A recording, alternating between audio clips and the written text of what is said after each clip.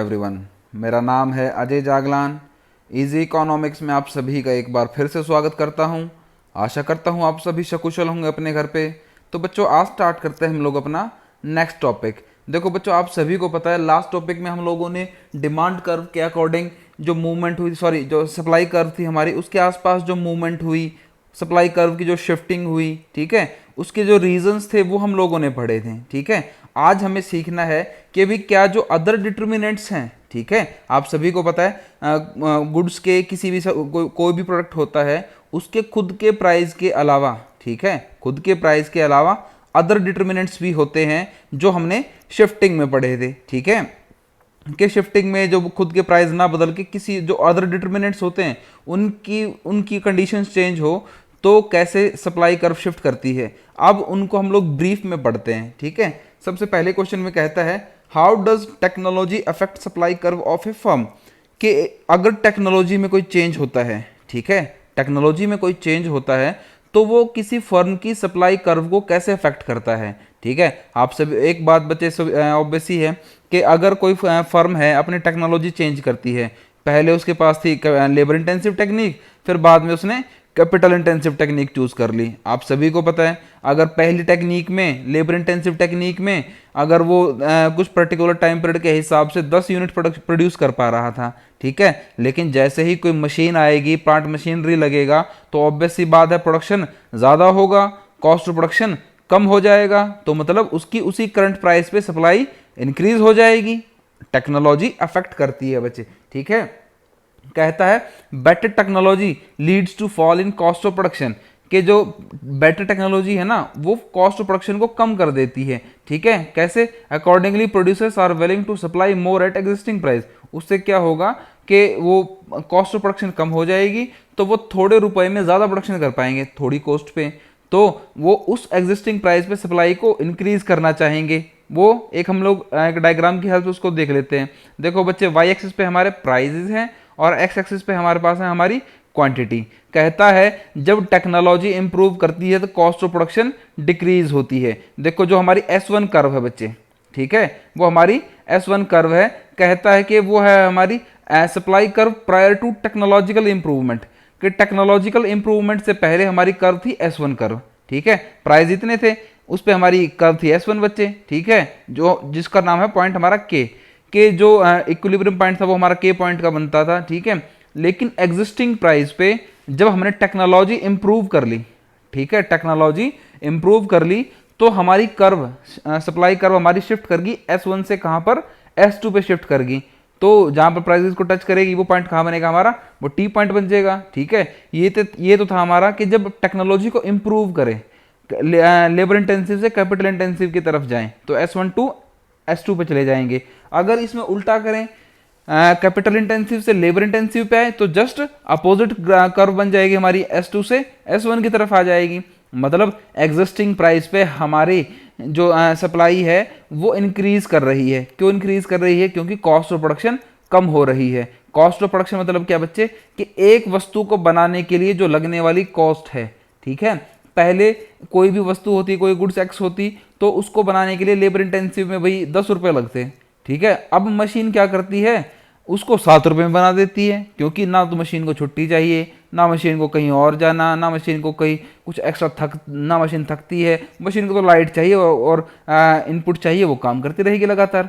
ठीक है, तो वो कम प्राइस पे ज़्यादा प्रोडक्शन करेगी, कॉस्ट ऑफ प्रोडक्शन फॉल हो जाएगी वहाँ पर।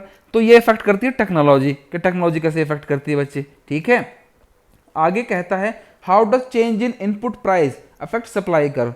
कि जो इनपुट का प्राइस है, मतलब रॉ मटेरियल का प्राइस है, अगर उसमें कुछ चेंज होता है तो सप्लाई कर्व पे कैसे इफेक्ट करता है। कहता है इनपुट प्राइस में इंक्रीज और डिक्रीज। आप सभी को पता है इनपुट प्राइस जो हमारे रॉ मटेरियल के प्राइस है वो इंक्रीज भी हो सकते हैं और डिक्रीज भी हो सकते हैं। अगर वो इंक्रीज होते हैं तो कॉस्ट ऑफ प्रोडक्शन इंक्रीज हो जाती है, अगर डिक्रीज होते हैं तो कॉस्ट ऑफ प्रोडक्शन भी डिक्रीज हो जाती है।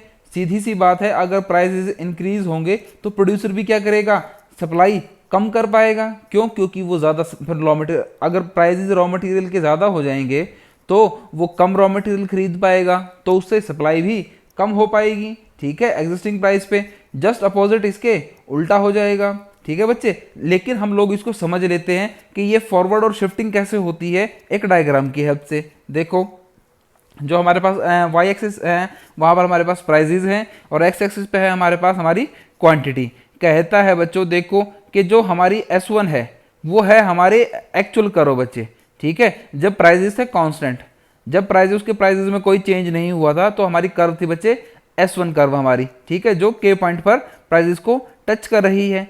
कहता है आगे देखना बच्चे, जब S1 से S2 पे शिफ्ट की गई, कहता है supply curve shift forward in case of decrease in input price. अगर प्राइस डिक्रीज होते हैं, अगर इनपुट के प्राइस रॉ मटेरियल के प्राइस डिक्रीज हो जाते हैं तो उसके पास पैसे तो फिर भी उतने ही हैं, तो अब वो ज़्यादा रॉ मटेरियल खरीद पाएगा, ज़्यादा रॉ मटेरियल खरीद पाएगा तो ज़्यादा प्रोडक्शन करेगा, ज़्यादा प्रोडक्शन करेगा तो उसी एग्जिस्टिंग प्राइस पे वो सप्लाई को ज़्यादा कर देगा। मतलब सप्लाई कर्व ज़्यादा होगी, सॉरी सप्लाई हमारी ज़्यादा होगी तो कर्व भी हमारी शिफ्ट कर जाएगी, कहाँ से, S1 से S2 पे, ठीक है। अब अगर कहता है S1 से S3 पे देखना बच्चे कि supply curve shift backward in case of increase in input price. अगर प्राइजेस इंक्रीज कर जाते हैं किसके, रॉ मटेरियल के, तो वो क्या कर पाएगा बच्चे, जो प्रोड्यूसर है वो कम रॉ मटेरियल खरीद पाएगा, ठीक है, क्योंकि उसके पास पैसे तो लिमिटेड हैं। कम रॉ मटेरियल खरीद पाएगा तो कम प्रोडक्शन कर पाएगा, प्रोडक्शन कम होगी तो सप्लाई भी कम होगी और सप्लाई कर फिर वो बैकवर्ड शिफ्ट कर जाएगी, S1 से कहां पर, S3 पे शिफ्ट कर जाएगी। तो मतलब जो इनपुट प्राइस हैं वो भी अफेक्ट करते हैं किसी सप्लाई कर्व को, किसी प्रोडक्ट की सप्लाई कर्व को, ठीक है बच्चे। आगे हम लोग बात कर लेते हैं कि जो जीएसटी है या फिर हम लोग टैक्सेस कहते हैं इनको, ठीक है, जीएसटी या फिर टैक्सेस होते हैं, वो सप्लाई कर्व को कैसे इफेक्ट करते हैं आप सभी को पता है। जीएसटी क्या है, जीएसटी इससे टैक्स ऑन वैल्यू एडिशन, ये एक वैल्यू एडिशन का टैक्स है बच्चे। क्या करता है, अगर जीएसटी में राइज हो जाते हैं, ठीक है, मतलब टैक्सेस में राइज होगा तो कॉस्ट ऑफ प्रोडक्शन भी राइज कर जाएगी, तो वो क्या होगा बच्चे, उससे accordingly producer would be willing to sell existing quantity only at higher prices. जब प्राइस राइज करेंगे तो सीधी सी बात है प्रोड्यूसर भी प्राइस राइज करने के चक्कर में अपनी सप्लाई को इंक्रीज करना चाहेगा और वाइस वर्सा। तो बच्चे देखना, कहता है हमारे पास टी पॉइंट है, S1 कर्व है, हमारी डायग्राम पे देख लेना आप लोग, हमारी जो टी कर्व है, सॉरी S1 कर्व है, वो है सप्लाई कर्व बिफोर जीएसटी, जब जीएसटी नहीं लगे थे तो एग्जिस्टिंग हमारी S1 कर्व बन रही थी, ठीक है, जहां पर वो प्राइजेस को टच कर रही थी, ठीक है। लेकिन अब जीएसटी के प्राइस हो गए इंक्रीज, ठीक है, जीएसटी के प्राइस हो गए इंक्रीज, मतलब उसको प्रोड्यूसर को ज्यादा पे करना पड़ेगा जीएसटी भी, वो भी वैल्यू एडिशन के तौर पे उसको भी तो टैक्स पे करना पड़ेगा बच्चे। जब वो प्रोडक्शन करता है, ठीक है, तो उसको भी टैक्स पे करना पड़ता है और वो इनडायरेक्टली रूप से फिर अपनी कॉस्ट ऑफ प्रोडक्शन में उस टैक्सेस को जोड़ देता है और जो एंड में यूजर्स होते हैं, हम जैसे यूजर्स होते हैं, तो हमसे उस टैक्सेस के प्राइसेस को मिला के वहां पे तब हमसे उनको परचेज कर लेता है, ठीक है, मतलब उनसे वो चार्ज कर लेता है। फॉर एग्जांपल एक गुड्स बन रही थी हमारी 10 रुपए की, ठीक है, 10 रुपए की गुड्स बनने के बाद उसमें क्या हुआ, उसने हमसे प्राइसेस चार्ज कर लिए, 10 रुपए के प्राइसेस थे, लेकिन टैक्स लग गया उस पर 2 रुपए का, तो उसने क्या किया, फिर उसने उस गुड्स को मार्केट में 12 रुपए में बेचा या 13 रुपए में बेचा। मतलब अपने टैक्स वो पहले तो पे कर दिए प्रोड्यूसर ने, फिर बाद में चार्ज कर लिए वो अल्टीमेट कंज्यूमर से चार्ज कर लिए। तो सप्लाई कर्व हमारी क्या करेगी, बैकवर्ड शिफ्ट कर जाएगी अगर जीएसटी के प्राइस इंक्रीज होते हैं, ठीक है, ठीक है बच्चे। आगे वो कहता है कि सब्सिडी और सप्लाई कर्व, सब्सिडी का मतलब होता है जो बेनिफिट्स मिलते हैं, मतलब कि सरकार क्या करती है बच्चे, जब भी आप कुछ खरीदते हैं ना तो कुछ पैसे सरकार दे देती है, उसमें सब्सिडाइज कर देती है उसको। जब सब्सिडी ऑफर होगी तो producers to increase production of the commodity, के subsidy is offered to producer to increase production, अपने प्रोडक्शन को इंक्रीज करने के लिए इसको सब्सिडी देंगे, किसको, प्रोड्यूसर को। मतलब अगर प्रोड्यूसर रॉ मटेरियल खरीदता है, टेक्नोलॉजी खरीदता है, एग्जांपल के तौर पे बात कर लेते हैं कि वो रॉ मटेरियल खरीदता है, अगर रॉ मटेरियल पड़ता है उसको 20 रुपए का, तो सरकार कहती है कि 10 रुपए आप लगा दीजिए इसमें, 10 रुपए की हम लोग इस पे सब्सिडी दे देंगे। मतलब उसको वो सामान 20 रुपए का सामान कितने में पड़ा, उसको 10 रुपए में पड़ा। तो मतलब एग्जिस्टिंग प्राइसेस पे वो क्या कर लेगा बच्चे, कहता है when it is economically not viable for the producer to do so at existing market prices, the resultant loss of the producer when they are required to produce more of the existing prices। आप इसको एक बार इसको diagram की help से देख लेना कि हमारी सप्लाई कर्व बिफोर सब्सिडी है। देखो बच्चे, जो हमारी सप्लाई कर्व बिफोर सब्सिडी वो है S1 कर्व, ठीक है, जहां पर वो प्राइसेस को के पॉइंट पर टच कर रही है। मतलब बच्चे कि जो हमारे एग्जिस्टिंग प्राइसेस थे ना, जब सब्सिडी नहीं मिली थी तो उस टाइम पर हमारी कर्व बन रही थी S1 कर्व। मतलब उस टाइम पे वो 20 रुपए के अकॉर्डिंग ही खरीद रहा था सब चीजों को, लेकिन सरकार ने उसको सब्सिडी दे दी। अब तो वो क्या करता बच्चे, जो एक्स्ट्रा 10 रुपए बच गए ना उसका और सामान खरीद लिया, मतलब उसने इनपुट और ज्यादा खरीद लिए, मतलब वो और ज्यादा प्रोडक्शन कर पाएगा, और ज्यादा प्रोडक्शन कर पाएगा तो सप्लाई को और ज्यादा कर पाएगा। मतलब अगर सरकार सब्सिडी देती है, देखो टैक्स में क्या हो रहा था बच्चे, अगर टैक्स लग रहे हैं तो सप्लाई कर्व बैकवर्ड शिफ्ट कर रही है, अगर सब्सिडी मिल रही है तो मतलब वो सप्लाई कर्व हमारी फॉरवर्ड शिफ्ट कर रही है। यहां पर सप्लाई कर्व हमारी S1 से S2 पे फॉरवर्ड शिफ्टिंग हो जाएगी यहां पे, ठीक है बच्चे। आगे कहता है प्राइस ऑफ रिलेटेड प्रोडक्ट और सप्लाई कर्व के जो रिलेटेड प्रोडक्ट्स हैं, जो मतलब आप सभी को पता है कोई सब्स्टिट्यूट गुड्स है, कोई कॉम्प्लीमेंट्री गुड्स है, अगर उनके प्राइसेस में कुछ चेंज होता है तो किसी गुड्स की सप्लाई पे कैसे इफेक्ट पड़ता है उसको हमें सीखना है। आप सभी को पता है टी और कॉफी एक दूसरे के क्या हैं, ये परफेक्ट सब्स्टिट्यूट्स हैं, ठीक है। पेन और इंक ये बच्चे ब्रेड और बटर ये सब कॉम्प्लीमेंट्री गुड्स हैं।